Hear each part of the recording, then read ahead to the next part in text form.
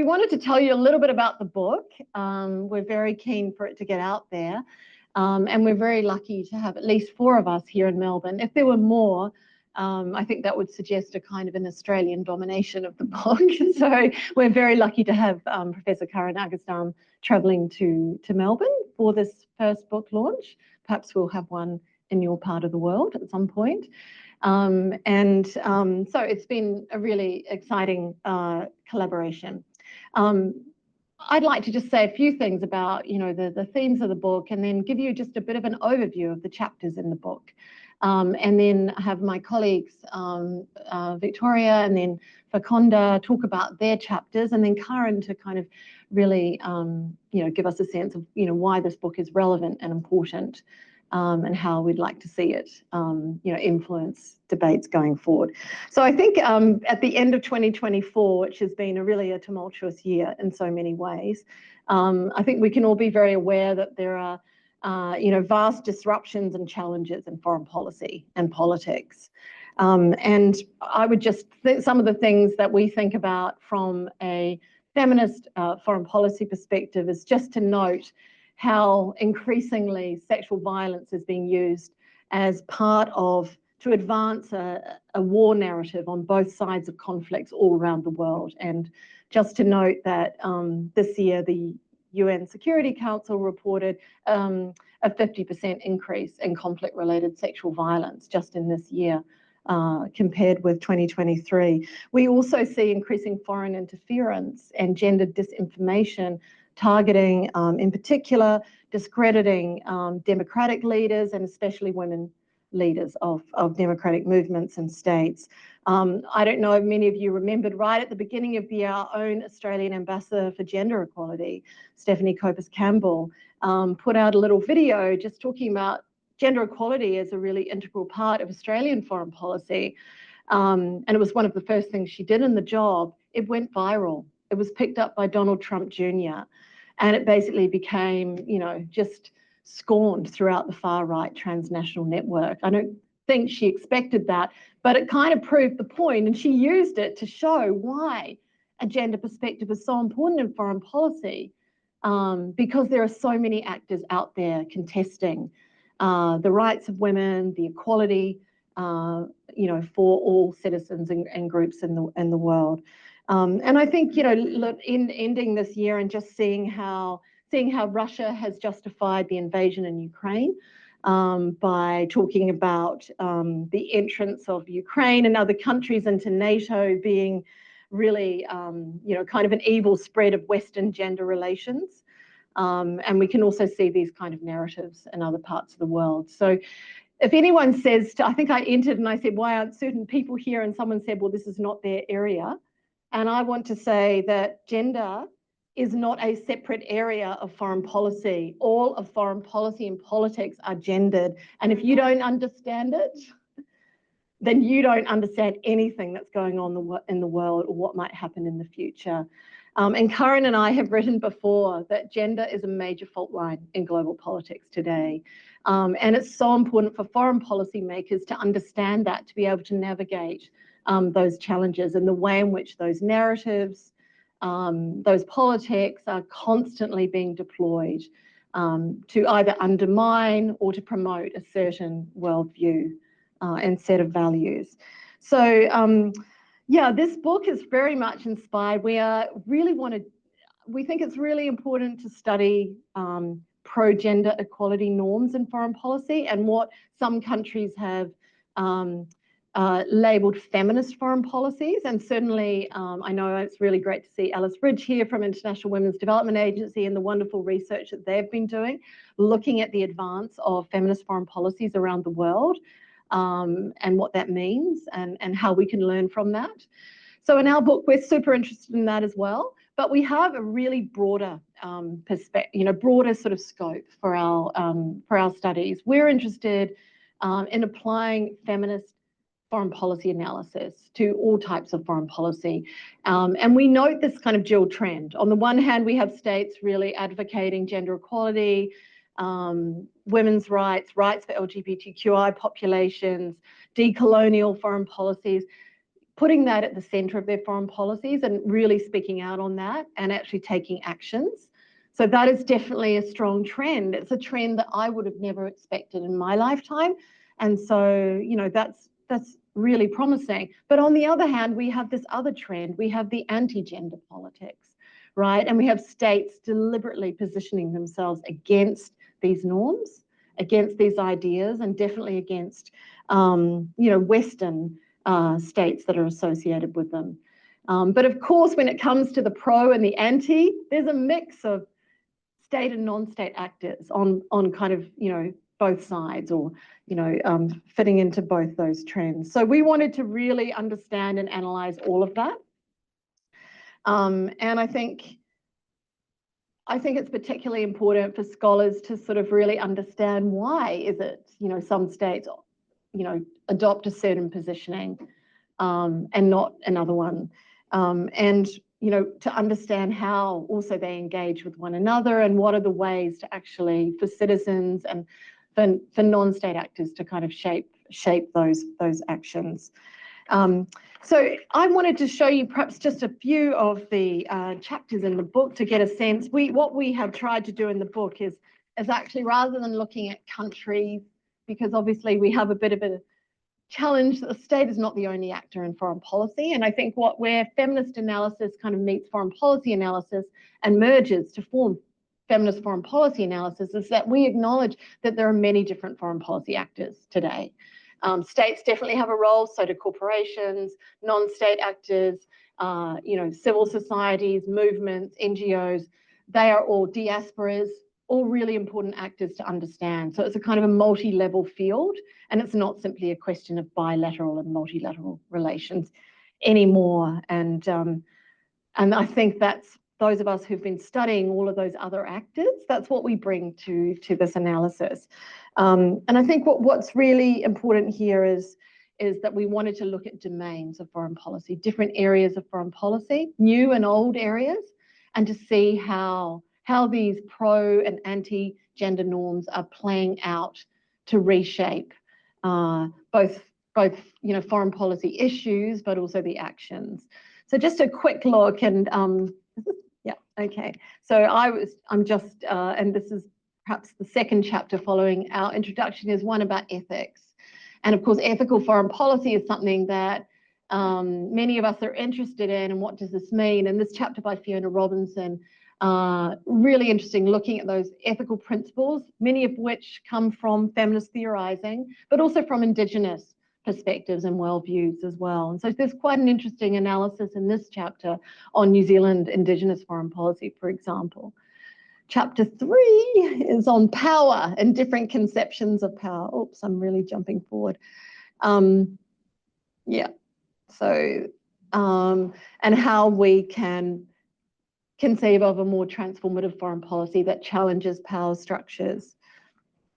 4, we're going to hear a lot about from Jacqui on networks and the power of networks in foreign policy, which I think is a trend in social science anyway. We know networks are incredibly powerful, the flows in the networks, and not any one actor or concentration of power. And I think that's what's really important. Oh, sorry, norms, not networks. I'm jumping ahead. So we have this chapter on norms, one on networks that we're going to hear more about. So these are the conceptual chapters of the book, really giving us new building blocks to understand how we might approach foreign policy analysis in a way that kind of opens up different options. We have a chapter on practice, and that, you know, literally is about, you know, a lot of the things, like the everyday practice of foreign policy and diplomacy in particular, how those kind of everyday actions, not just by people called diplomats, by people in those kind of taking diplomatic or foreign policy actions, why that matters.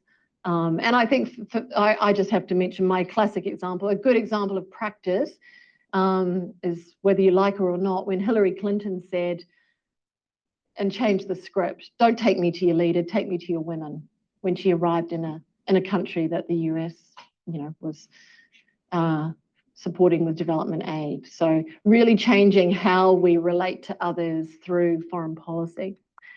Chapter 8 looks at leadership. And again, this notions of foreign policy entrepreneurship. Again, why some states adopt feminist policies and why others adopt anti-gender foreign policies, and how we can understand the gendered nature of foreign policy leadership. The individuals, but also the officers. Chapter 9 is, and it was nice to hear from Ambika here today that she knows the author Khushi Singh Rathore from the University of Delhi, who's written this chapter on feminist decolonial historiography. And she provides a new method for how we can think about foreign policy analysis, not simply what's happening now in the contemporary period, but if we look back to earlier periods and we look at the range of actors who are actually influential but have actually been written out of history and foreign policy history. And so recovering that knowledge is so important for us to devise alternative foreign policies in the future. I'm going to whip through this. Chapter 10, a fantastic chapter on gender disinformation, a new area of foreign policy, which is very much related to cybersecurity, but also understanding how the rise of social media and the online spaces have enabled new types of actions in foreign policy, both by traditional and non-traditional actors, and the implications that has, not just for states, but also for people, right? And the particular security threats to women, especially politically active women. Chapter 11, on defence in the military. And I guess what's really interesting about this chapter and the claim is that feminist foreign policies have kind of come after these efforts to integrate gender and women into combat positions in militaries.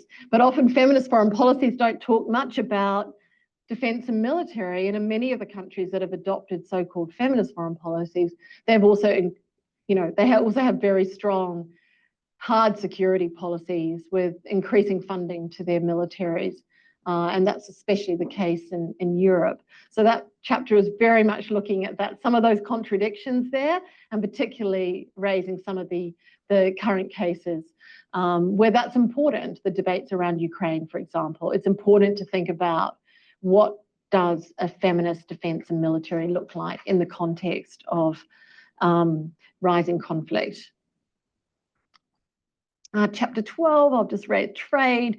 Again, this is super important because often trade has a much bigger impact than aid. And some countries have adopted, feminist assistance policies, but actually the kind of deal you get in trade is actually what can really change, the economic situation for many countries. So bringing in a different perspective here, and especially on the importance of taking into account the whole informal sector, and the care economy, and how that can be part of trade policies that are more attentive to women's labour and exploitation in the global economy.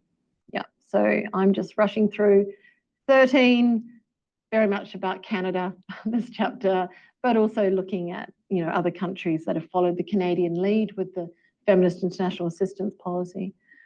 14, Faru is going to talk about the feminist foreign policy on peacemaking and some failures in that regard, but also some ways that we can analyse future efforts at peacemaking. A great chapter on global environmental challenges, really, really important from the feminist foreign policy analysis to think about the major threats with climate change and climate-related security challenges there. And finally, our final chapter. So it's a long book, there's a lot in it, and there could be much more. And we just hope by setting out a new subfield that we just welcome many contributions to that. We want to open up that field so that others can contribute to it and others can analyse different types of foreign policies within and across countries and regions and bring a critical analysis to that. And also, I suppose, just really trying to say that you really can't understand current foreign policies without a feminist analysis. And if we just think about, again, like the most recent US election, the US being the largest military power globally, and the advocate of the kind of liberal norms, the advocacy of gender equality in US foreign policy under the Biden administration has been quite significant, but we can expect to see a reversal of that, just as we've seen in Sweden, which I'm sure Karin will talk about. And so these kinds of reversals in politics really influencing foreign policy and having, flow-on consequences for many other parts of the world and many other issues. And I think that's something that we're going to have to grapple with in the future. So with that, I think I will now turn to my colleagues to tell you a bit more about their chapters in the book. Vicky. All right. Can you hear me, my friend? Cool. Thank you, Jacqui. Thank you, everyone. Thank you also that we can be here. Thank you, Patricia, for always hosting us and organizing, and your team. Yeah, you heard a little bit already what the chapter that Daniela Phillips and Garcia and I wrote together. She can't be here today, otherwise for sure we would have done it together. So I'm going to give you a little overview of why we think this is such an important chapter that we wrote on networks. Jacqui asked us the question, why do we think FFP analysis is important, or why do we need like feminist analysis? And I think one of the things that responds to our chapter is looking at who are the actors involved, who are the people that drive the change, but also the idea of, do states actually use FFPs or gender equality norms as a strategy, or do they actually care about? We need to have a critical feminist analysis to understand that, I think. So talking about actors, we looked at networks. And it's very important for us, as we are both, Danny and I both identify as activists that are in especially feminist networks, but also as scholars. So this was actually a lot of fun to kind of like evaluate on the past, I don't know, 5 to 7 years of our own work being active in feminist networks, and being like, okay, what is actually our role? What can we contribute, and how are our networks in the feminist space organized? So first of all, Danny was involved in national networks in Mexico and also in transnational networks. So we see that there's different forms of networks. I'm from Germany. I was involved in a lot of women, peace and security networks nationally and also transnationally. So this is both of our experience on a national level advocating in our countries, but also we are both part of the Women's International League for Peace and Freedom, which is acting transnationally. So as you know, as I already explained this, you can see there's different forms of networks. And for us, as we are civil society, and I'll speak a little bit about this in a bit, we looked at civil society networks. So really feminist organizations that work together, feminist and even individual networks. And when we were brainstorming and analyzing why networks are so important, for us, the main part was actually the knowledge that networks produce. So our chapter focuses on what is the knowledge that networks and activists put out there that are then translated into state policies or also co-opted by state policies, right? So it's both. So our whole chapter focused on knowledge. And before we started, we were also looking at, okay, whose knowledge is this actually about? So the first part is actually focusing on not the main networks that we know that work around the Security Council or those massive transnational feminist networks, but we wanted to go back and thought this knowledge of feminists who resisted imperialism and colonialism for so long, that actually goes far before the UN was even introduced and formed, right? So we give a little overview over understanding women who resisted colonization, and who were always transnational, right? They always had this idea that this is an anti-imperialist and anti-colonial movement to resist transnational power structures, right? They worked on different levels. And one big network we came across was the Black women abolitionist activists, who really already were anti-militarist and had all this agenda that we are now advocating for in the feminist foreign policy space, but that knowledge goes back for really long. So we situate the networks that are advocating now in knowledge that we draw on actually from so many movements and networks before us.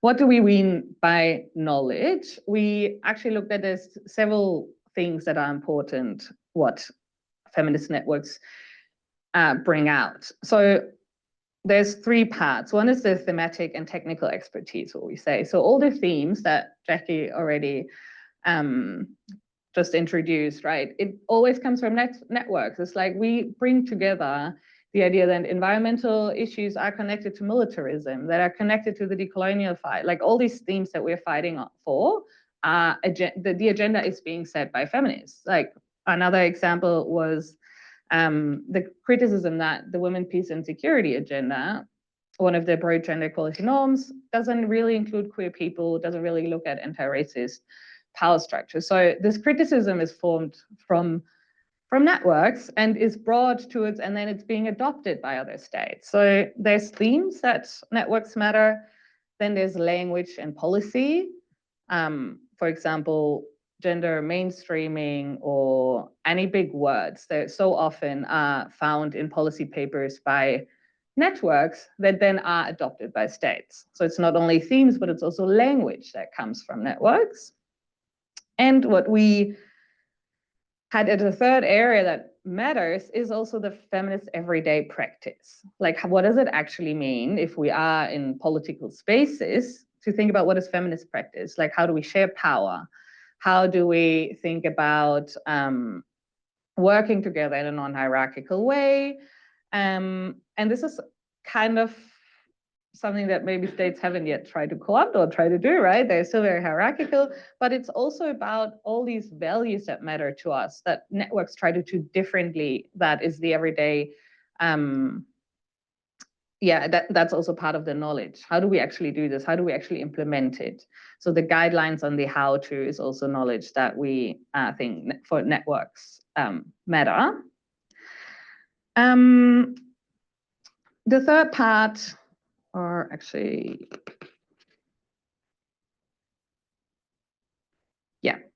one of the things talking about everyday practices and values that we also focus on, and that I think is very important, what feminist networks struggle also with is solidarity.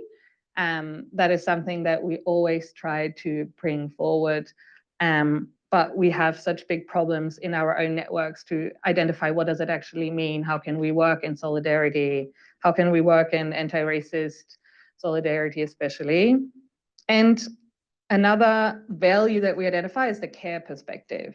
And some of you might know the feminist ethics of care, where visibility of the private, the households, the women, the elderly, all those that are usually forgotten in foreign policy, that this is a feminist value that we actually make visible. And this is through networks that it travels through, from the household, from the so-called private into the so-called international.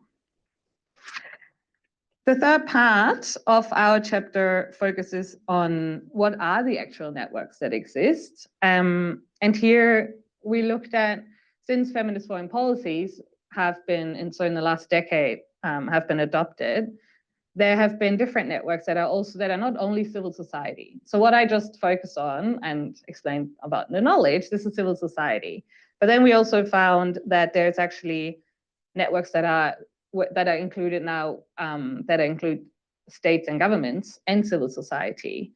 And that's something we were like, okay, how do we work with how can they do feminist practice? What about the feminist norms? And what does this change? And here we think that it can be an opportunity, but it can also be a problem. So a transnational network that is state and non-state actors, for example, the FFP Plus group, and that are states, it's only states. They are in the General Assembly of the United Nations, and that are not only states that are feminist that have a feminist foreign policy, but they're also interested in pro-gender equality norms.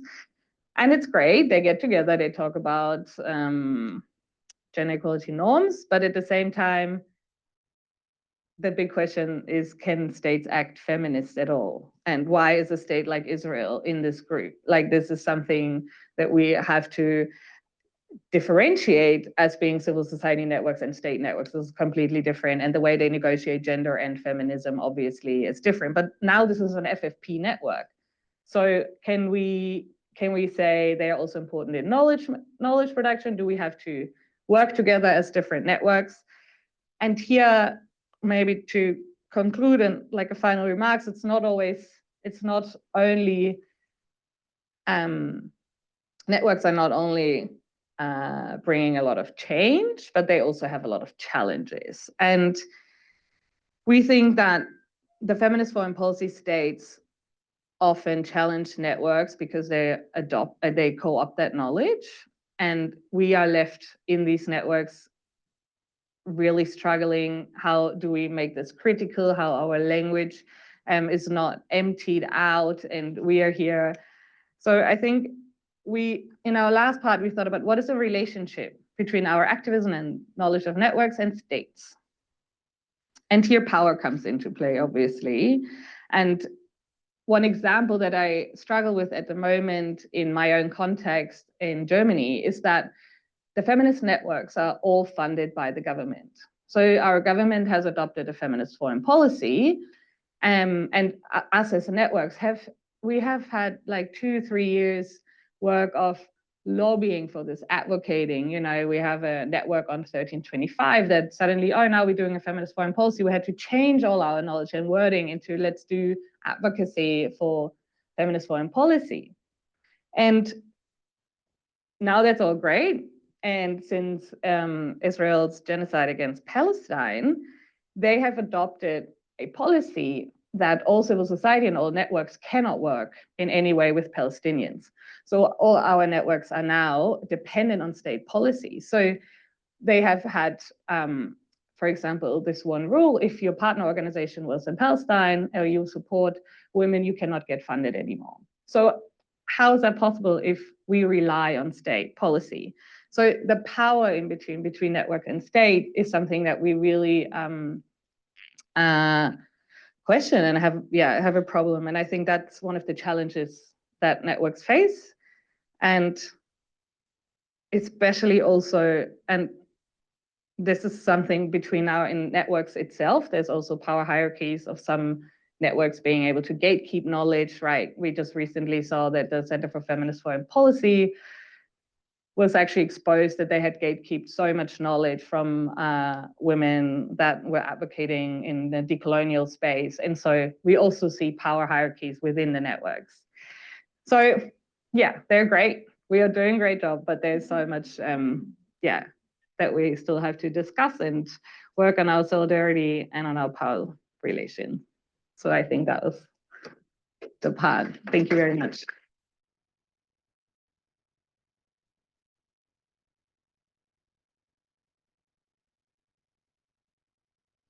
Thank you, Vicky, and also the panel. I also want to thank AIIA Victoria for hosting us today, and also my special thanks to Professor Jacqui and Professor Karin Aggestam for giving me the opportunity to contribute a chapter that is very close to my heart on peacemaking.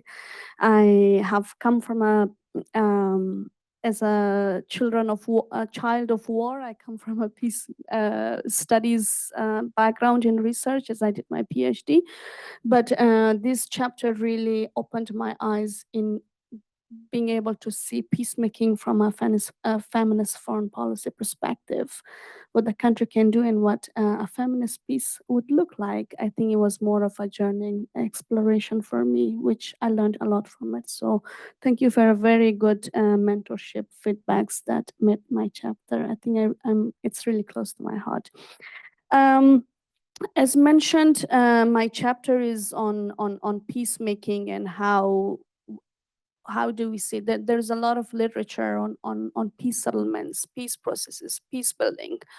And there's a lot of literature on gender, but I think what has been lacking and the gap that existed was that how the Women, Peace and Security agenda enabled us to see how conflict impact women, and how the impact of women or the role of women is lacking in peace process, and whereas foreign policy standing on all of this and how it could be fixed.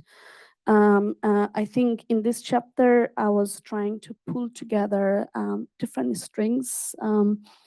What does a best scenario look like, but at the same time being very realistic about it. I studied peacemaking with rebel groups, and looking at elite settlements, political settlements, that is just about reducing the number of deaths on daily basis, which is like the highest agenda, but not so much about women, because women are not the active participant of war.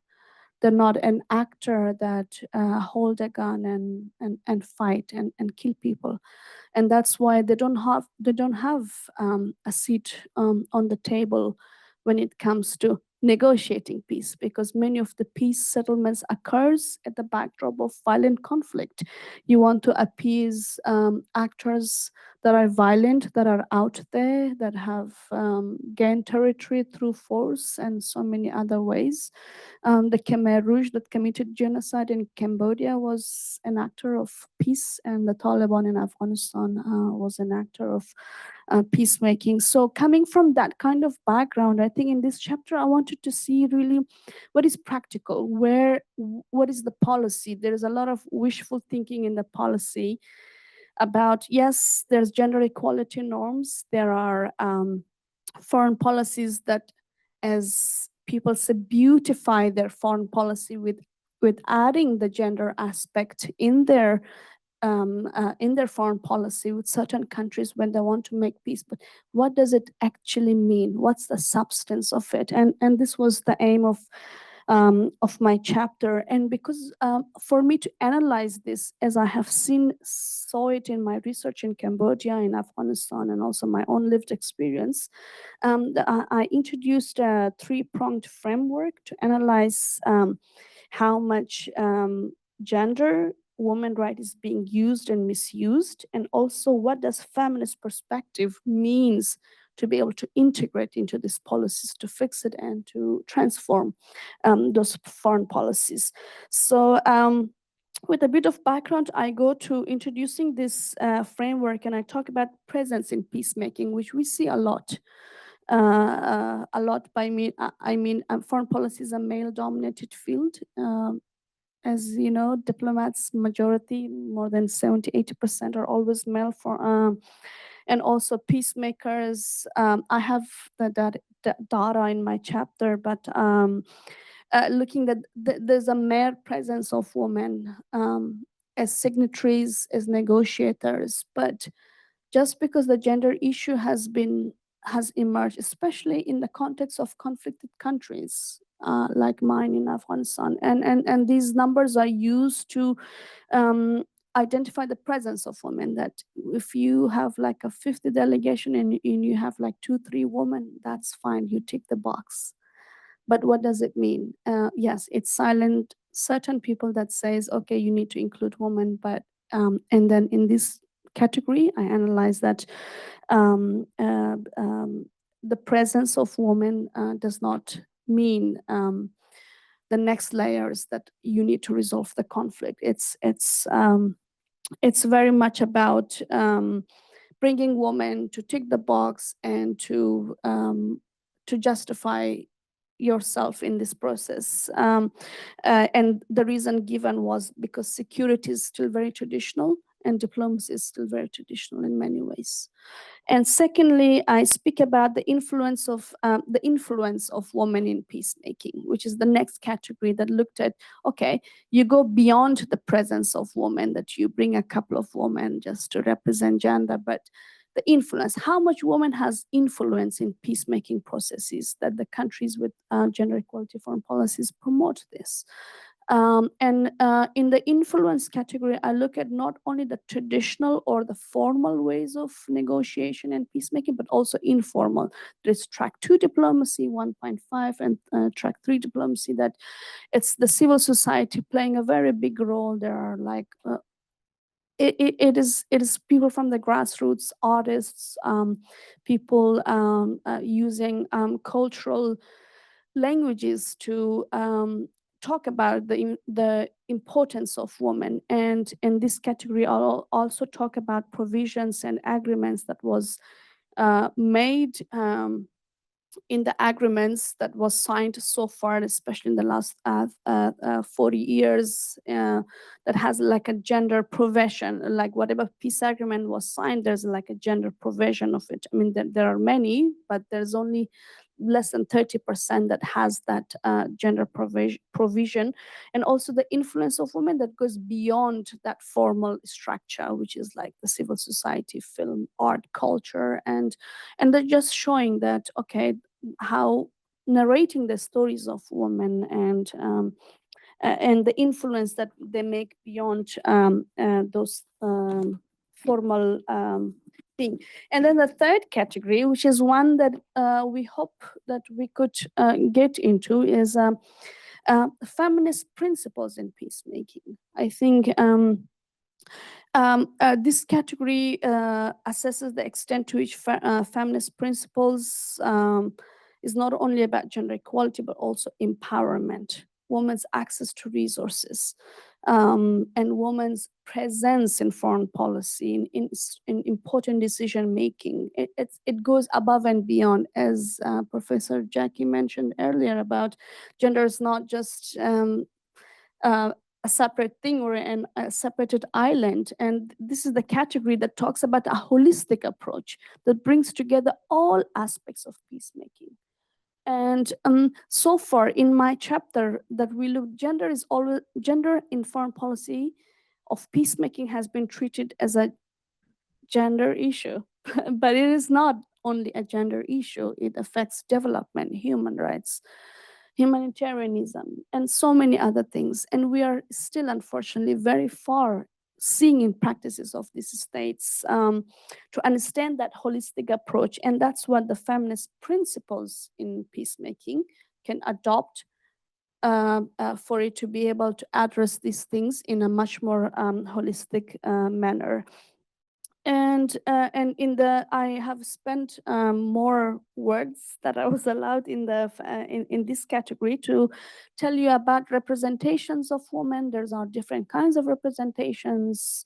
There's symbolic, there's substantive, and there is descriptive. But the feminist principles in peacemaking and the kind of representation it looks at the interest of a woman that benefits the whole of society.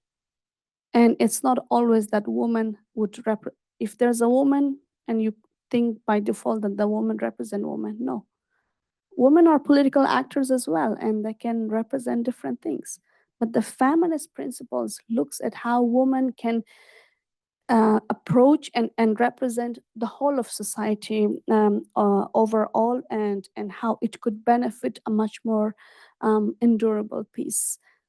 I think I'm done, yeah. And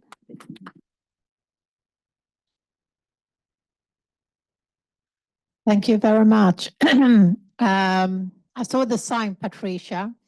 Heads up that time is limited, so I'm going to try to be shorter than the previous speaker here and really only just sum up a few themes here. I appreciate very much to be able to be here tonight at the Australian Institute of International Affairs.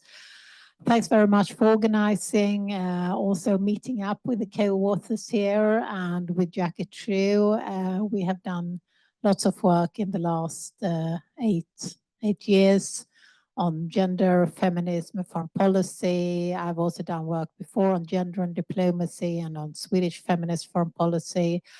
And also actually on peacemaking and gender, which is one actually core area of the feminist foreign policy that was launched by the Swedish government.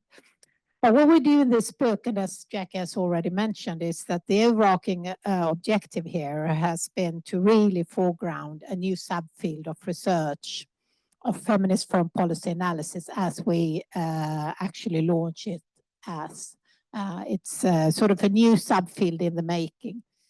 And it's really also, I think, one of the challenges in global politics is also to understand the continuity and change in foreign policy, because we see it's fluctuating. We're talking about the Biden administration, the incoming Trump administration. We see how things goes in fluctuation, in cyclical patterns. So we need to understand this in a greater extent. And then also, what we emphasize in this book is also, as Jacqui was mentioned, how foreign policy is domestically embedded in transnational issues. So it's very important to have that in mind when we talk about immigration, we talk about climate change, cybersecurity. They all transgress the inside-outside boundaries of the state. So that's very important to keep in mind. And a few things from the what we call the FFPA, the Feminist Foreign Policy Analysis. What it brings is really, again, restating what Jacqui mentioned, to explain the rise of pro and anti-gender norms in foreign policy, and again, also to understand this kind of fluctuation. And not least these days, we're talking about variations, adoption and practices. And I think that's particularly relevant when we see this increasing contestation in global politics when it comes to, for instance, gender equality. But it's also a way of trying to explain why states adopt gender norms and practices. It's very important to understand why that's the case. And that is being done, like in this book also, by focusing on foreign policy beliefs of both women and men leaders, advocacy networks that we heard about here, who's pushing pro or, not to be underestimated, anti-gender norms within and across states. And also to see and understand how illiberal as well as liberal states use strategies of gender washing versus gender bashing and norm spoiling. The second point that we mentioned, and I think has already been mentioned here, is how important networks are in the end. And that even though gender foreign policy is associated strongly with states, it's states that rely heavily on the society and the transnational networks. And of course, these are not homogenic as you described. They are obviously ethical tension. And I think with the increasing challenges that we see in this turbulent global world, there's also ethical tension among feminists in regards to military intervention, what does self-defense mean, gender identity, transgender activism, and the type of solidarity. And there's no consensus here in regards to this. And it's also important to allow this space of discussion. But as Jacqui also mentioned, gender disinformation is so strongly today also interrelated to cybersecurity threats, and how we can see how the vulnerabilities of domestic polarization over gender equality and how that intersects with gender-based threats to democracy overall. A fourth aspect that we think is very important here that the feminist foreign policy analysis brings forth is the centrality of strategic leadership action. So it's not just trying to understand pro and anti-gender norms, but it's to understand the navigation of foreign policy actors and the importance also of foreign policy leaders. And as mentioned, you mentioned Hillary Clinton here and how setting the agenda for foreign policy during her time. We have Madeleine Albright and of course Margot Wallström, who was the one who was very central in the launch of the Swedish feminist foreign policy, could not be underestimated. But I think also in the case we had in the non-Western case here in the book also by Kushi on the very important role when you do this kind of historical excavation that she's doing in her chapter to show how historically some Indian women diplomats have actually promoted agendas on Asian unity, on international solidarity in the very early years following India's independence. So it's also excavated, coming back to do this kind of historiography, decolonial feminist historiography, to highlight these often forgotten historical accounts.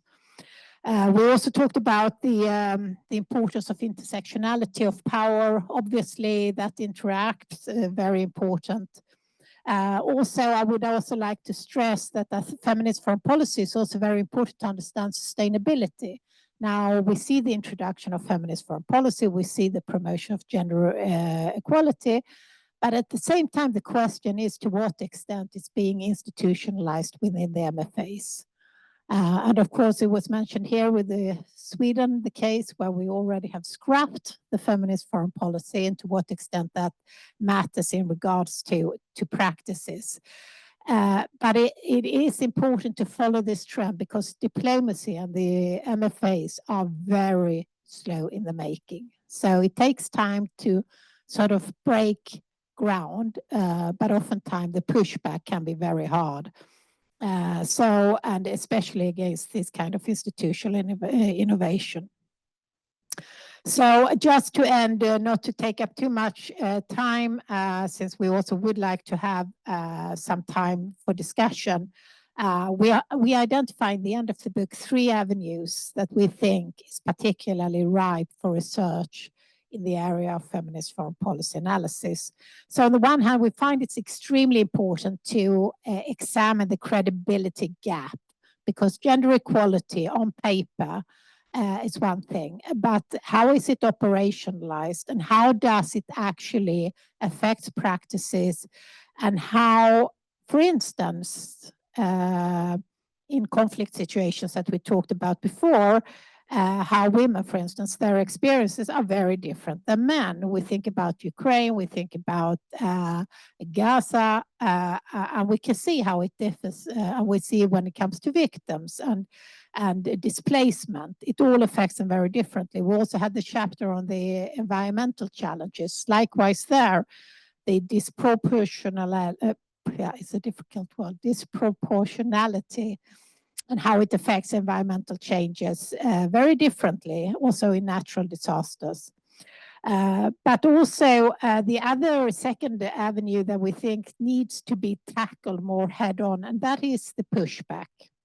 So how are states and feminist foreign policy leaders actually tackling these kind of pushbacks in the multilateral systems that we are seeing? With what kind of strategies? This needs to be critically scrutinized, but it's also an opportunity, it has to be emphasized, to actually launch new way of thinking, toolboxes of feminist foreign policy to counter the backlash against human rights globally. So we're talking about feminist power here, and this needs to be pushed further, including feminist institutionalist approaches here. It can be in coalitions with special ambassadors and many others. And then finally, the last area that we also think is very interesting to, that we need to know more about, and that is that we need to move beyond the descriptive representation, the visible representation, maybe talk about feminist representation. I think the case of the peacemaking, for instance, counting women, thinking that by having them as signatories, that would make what is often assumed peace to be more sustainable. But we actually know it is the navigation, it is the power play, the hyper-masculinity, that peace negotiations are really exceptional type of negotiations. This is what we need to problematize and to show and highlight the feminist representation here, which then contrasts to the very hyper-masculine strongman diplomacy that we are actually, unfortunately, hearing every second day now. So what we think is that, that's my concluding part here, the feminist foreign policy really can have this opportunity to produce meaningful and actionable knowledge. So it's also practical insights. It's not just theory or empirical cases, but actually actionable knowledge and practices that are highly relevant in the times that we are actually going through. And also how transformative politics and foreign policy are not only necessary, but urgently needed. Thank you.